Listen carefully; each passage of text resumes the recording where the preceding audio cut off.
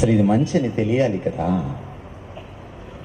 ఒకప్పుడు లంచం తీసుకుంటే, అవురా లంచం తీసుకుంటారా, ఆయన లంచం తీసుకున్నారంటగా, సస్పెండ్ అయ్యాడంటగా అనేవాళ్ళు ఒకప్పుడు.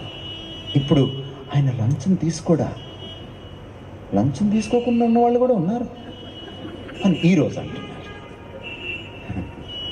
ఎంత తేడా! ఇది మన స్టాండర్డ్ మారిపోతూ ఉంటుంది. దేవుడు అనంతుడు, ఆయన మారనివాడు కాబట్టి ఆయన ధర్మం మారదు, ఆయన విలువలు మారవు, ఆయన మంచి మారదు. అందుకనే నీ మంచి నా మంచి ఆయన ముందు పనికిరాని మంచి.